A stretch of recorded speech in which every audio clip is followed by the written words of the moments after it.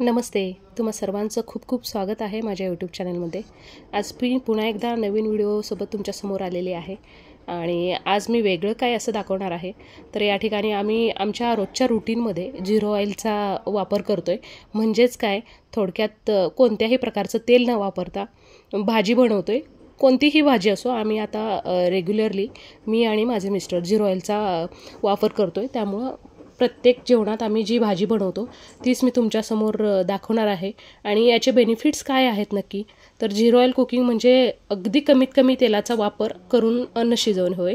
शरीरातील अतिरिक्त तेल हे कर्करोग, फॅटी लिव्हर, कोलेस्ट्रॉल, मधुमेह इत्यादी समस्यांना कारणीभूत ठरते।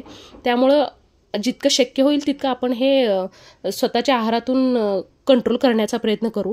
आणि तसंच मी या ठिकाणी तुम्हाला आज शेवग्याच्या पानांची जी भाजी बनवणार आहे त्याची रेसिपी दाखवते। या ठिकाणी मी फ्रेश अशी गार्डनमधली शेवग्याची पानं घेतलेली आहेत आणि कवळी असल्यामुळं असंच मी वरबडून घेतले ती पानं।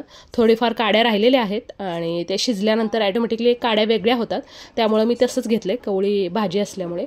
तर या ठिकाणी एक कांदा चिरून घेतला मी आणि पातेल्यामध्ये टाकलेला आहे। कांदा बघा तुम्ही खालच्या साईडला थोडासा करपल्यासारखं वाटतोय, करपायला लागलाय तो।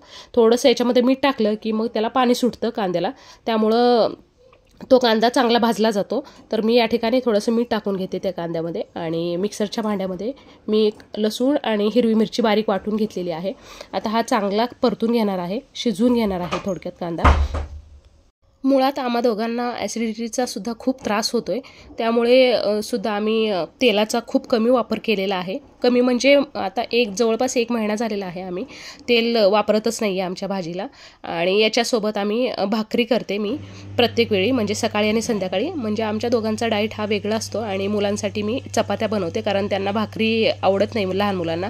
तसंही लहान मुलांच्या शरीरात कोलेस्ट्रॉल, फॅट वगैरे जमा होत नाही, कारण त्यांचं वय लहान असल्यामुळे त्यांना ते पचतं, त्यांचं शरीर ते पचवतं। त्यामुळे त्यांचा स्वयंपाक वेगळा करते आणि आमच्या दोघांसाठी वेगळं बनवते मी। त्यामुळं जे आम्ही बनवतोय आणि जसं आम्ही रोजच्या रुटीनमध्ये याचा उपयोग करतोय तोच व्हिडिओ मी तुमच्यासमोर दाखवण्याचा प्रयत्न करते। तर या ठिकाणी बघा, मी शेवग्याच्या पानं स्वच्छ धुवून घेतली होती 2-3 पाण्याने। त्याच्यामध्ये बारीक बारीक आळ्या असू शकतात पानावरती आणि बारीक किडे बसलेले असू शकतात, त्यामुळे ते स्वच्छ धुवून घ्यायचे। आणि या ठिकाणी मी कांदा भाजून झाल्यानंतर भाजी टाकलेली आहे। वरून मी हिरवी मिरची आणि लसूणची पेस्ट टाकली आणि मस्त अशी ती शिजवून घेतली, कारण ताट झाकल्यानंतर पाणी सुटतं आतमध्ये, खाली मीठ असतं त्या भाजीमध्ये। आणि अशा प्रकारे ती भाजी खूप छान अशी चव झालेली आहे। तुम्ही नक्की एकदा ट्राय करा, अप्रतिम चव होती याची आणि ज्वारीच्या भाकरीबरोबर खूप छान लागते ही भाजी। अशी पौष्टिक भाजी आज मी तुम्हाला दाखवलेली आहे। तर व्हिडिओ कसा वाटला नक्की सांगा।